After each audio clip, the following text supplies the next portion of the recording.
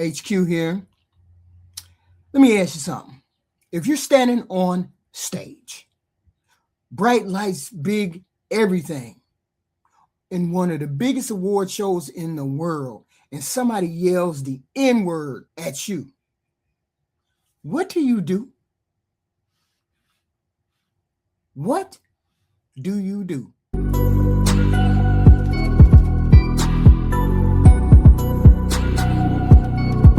Because that's exactly what happened to Michael B. Jordan and Delroy Lindo at the BAFTA Awards.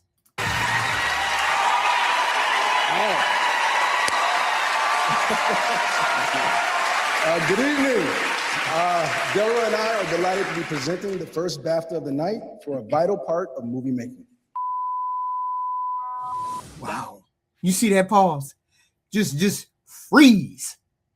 That was not acting. That was real time in 2026. And the whole room, the whole atmosphere shifted, just went straight downhill. And they were on stage at the Royal Festival Hall in London, presenting an award. Everything is smooth. They rolling, standard award show energy. Then from out of nowhere, that word, even bleeped, you feel it. Everybody gasped. Jordan, Michael P. Jordan, he flinched. Lindo, he pauses, puts his tongue out there like, ooh-wee. The man who shouted it has Tourette syndrome.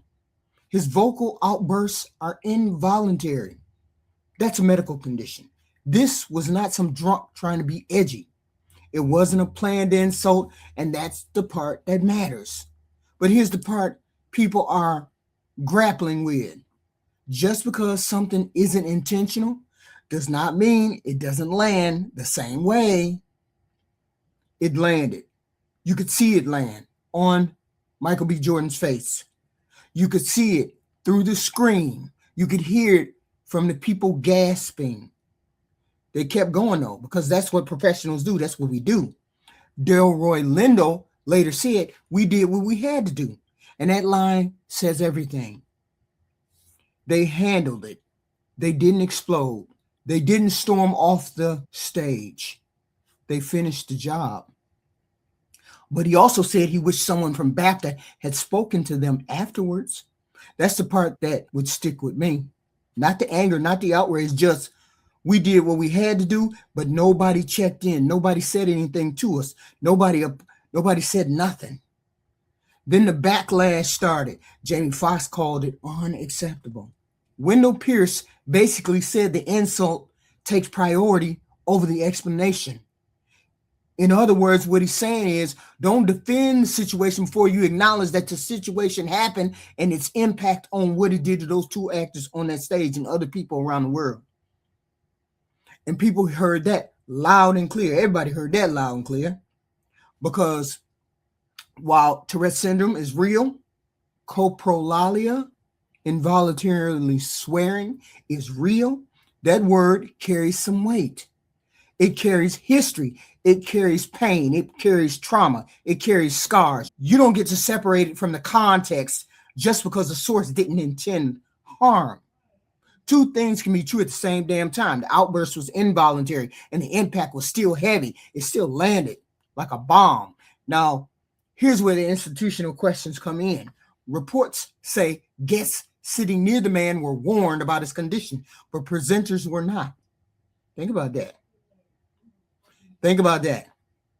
Why didn't you tell the presenters?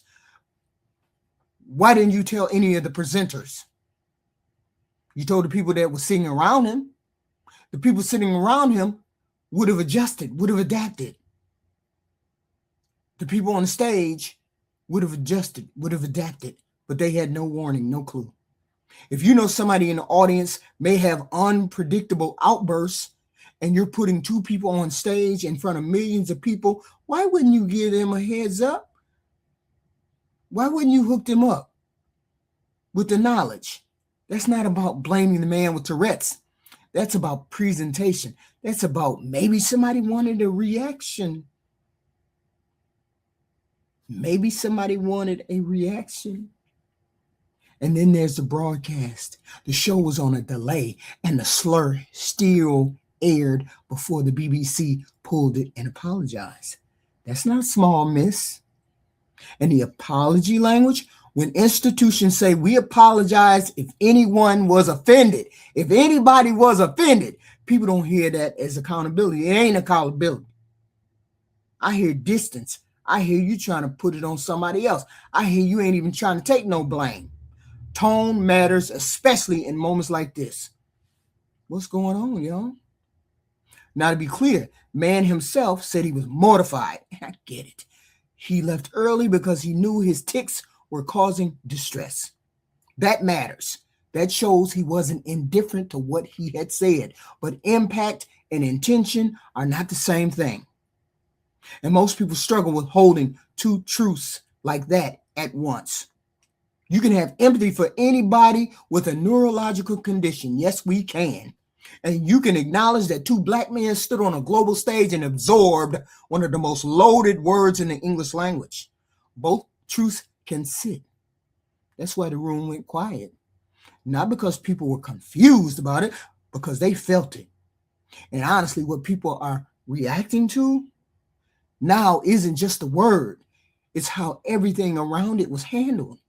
The warning, the delay, the follow-up, the apology. Moments like this test institutions, not because they caused the incident.